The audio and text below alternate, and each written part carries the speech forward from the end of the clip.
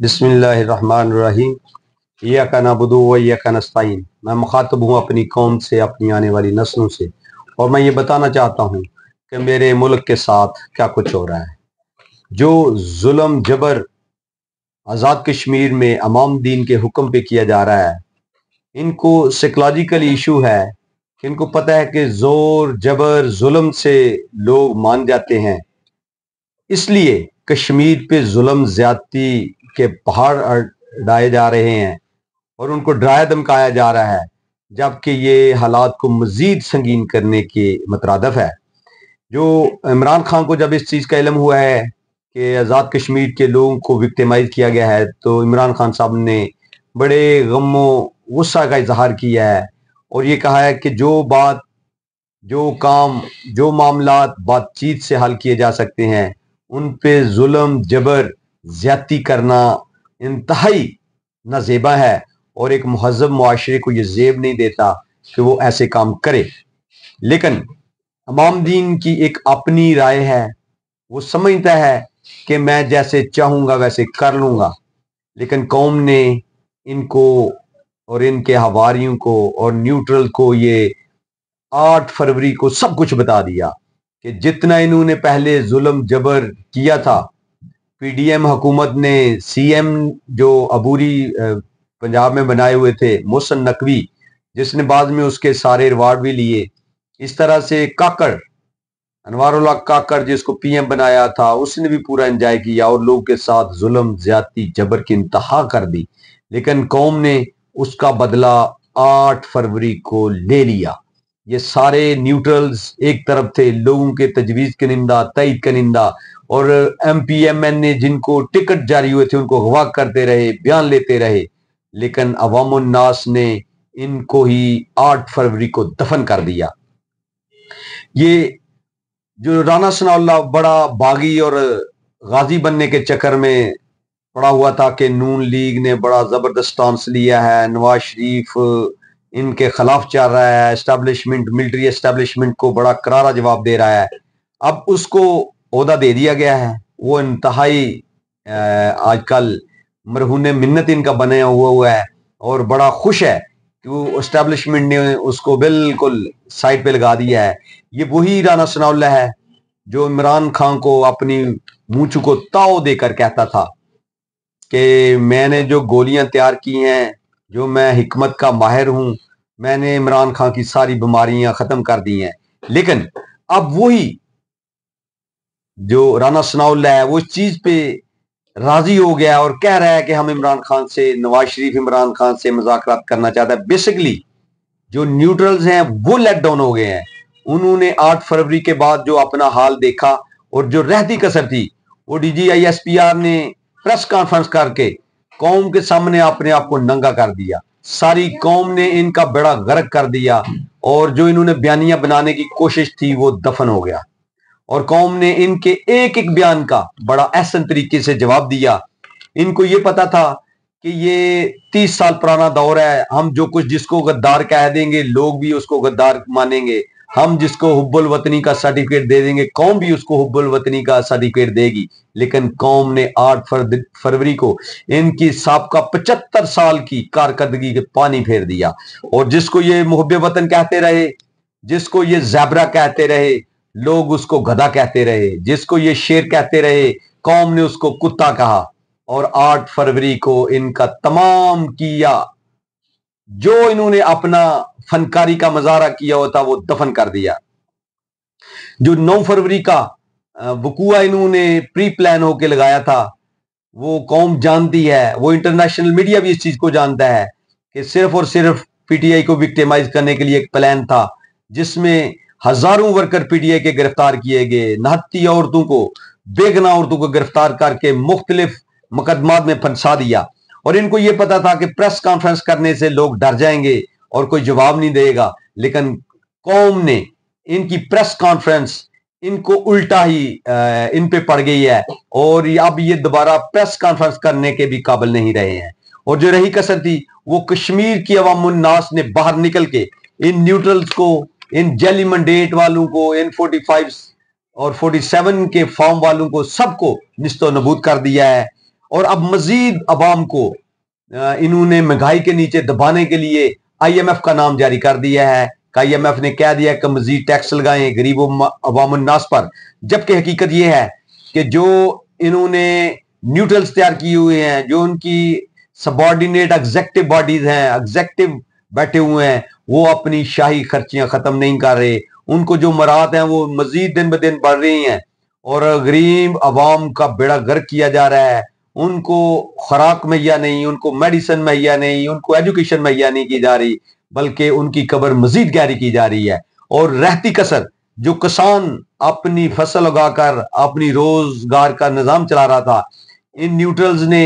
ان کی جو عبوری حکومت تھی اس کی پشت پناہی کر کے ان سے اپنے کک بیک کے لیے ان سے گندم منگوائی، اور بعض سے گندم امپورٹ کر کے پاکستان کی جو ذاتی پروڈکٹ تھی، جو کسان کی ذاتی پیداوار تھی، اس کا بڑا غرق کر دیا۔ اور اب آئی ایم ایف نے اپنی ویب سائٹ پہ یہ بھی جاری کر دیا ہے کہ جو پاکستان کے اندرونی حالات ہیں، جو پاکستان میں ایک لولی لنگڑی جمہوریت کا نام لیا جا رہا ہے، اس کے اصل حقائق انہوں نے ویب سائٹ پہ شو کر دیے ہیں کہ جو پارٹی حکومت عبوری حکومت سے پارٹی جیتی تھی، جس نے 9 فروری کے بیانیے کا بیڑا غرق کیا تھا، نیوٹرل کی امیدوں اور چوروں ڈکیٹوں لٹیروں کی امیدوں پہ پانی 8 فروری کو قوم نے پھیر دیا تھا۔ انہوں نے ہارنے والی پارٹی کو جیتنے والا ڈکلیئر کر دیا ہے اور جیتی ہوئی پارٹی کو ہارنے والا ڈکلیئر کر دیا ہے۔ یہ آئی ایم ایف نے ویب سائٹ پہ جاری کر دیا ہے۔ جب ان کی یہ حالات ہوں گے تو پھر ملک میں کیسے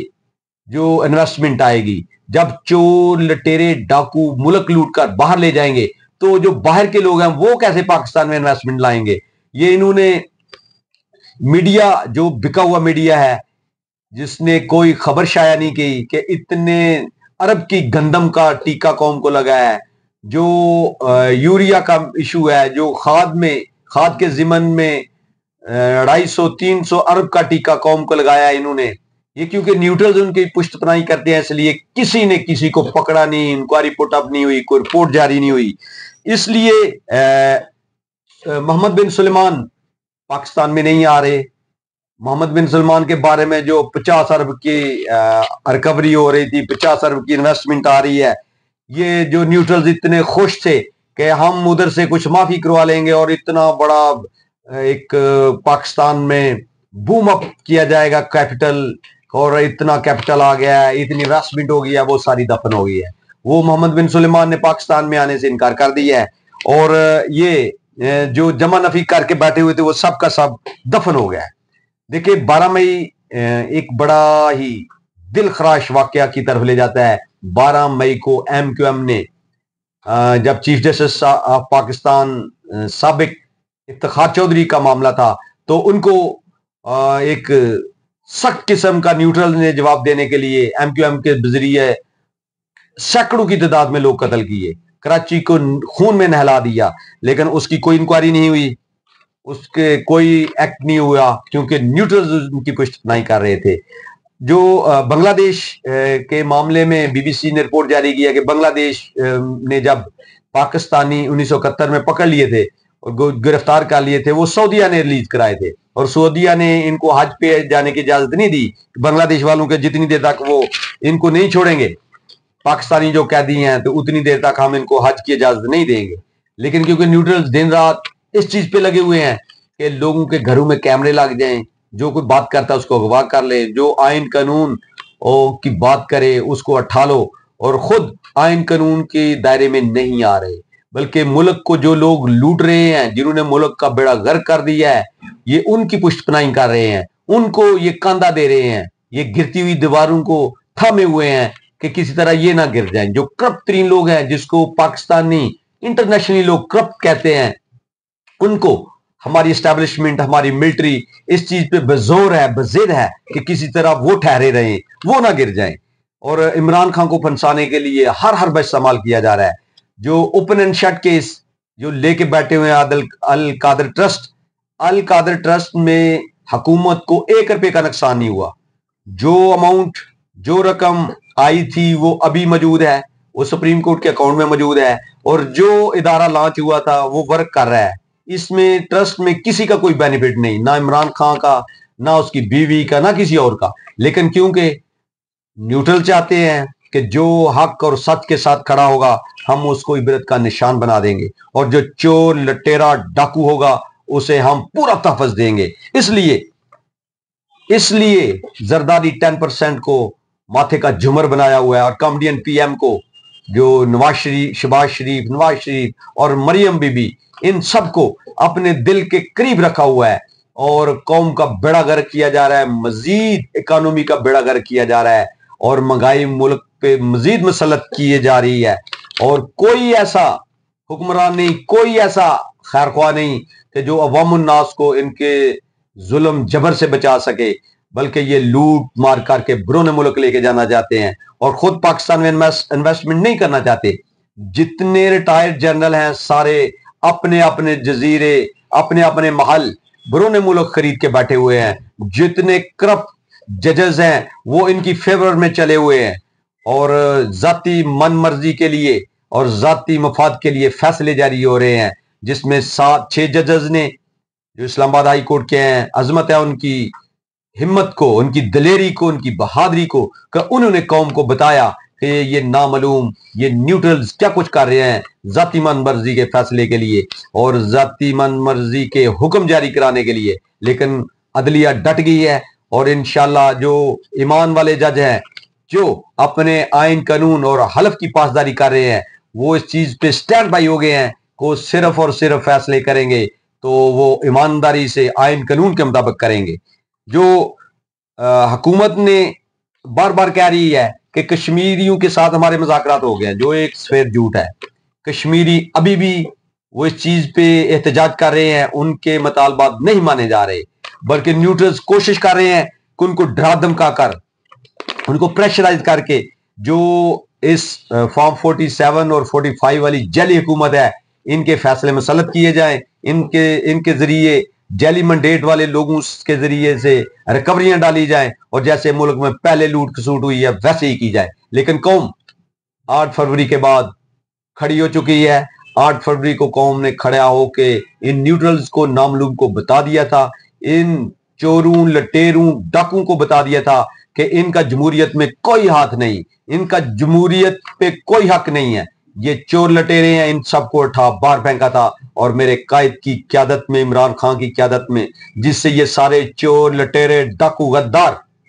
उससे जेल से भी डर रहे हैं, और वो जेल से भी इय्याका नअबुदु व इय्याका नस्तईन का पैगाम दे रहा है, और सारी कौम इय्याका नअबुदु व इय्याका नस्तईन के इस नारे के साथ खड़ी है। और इंशाल्लाह मुल्क में इनकलाब आके रहेगा, आइन कानून बहाल होके रहेगा, ये चोर लटेरे सारे अठा बाहर फेंके जाएंगे। पाकिस्तान जिंदाबाद, इमरान खान पाइंदाबाद।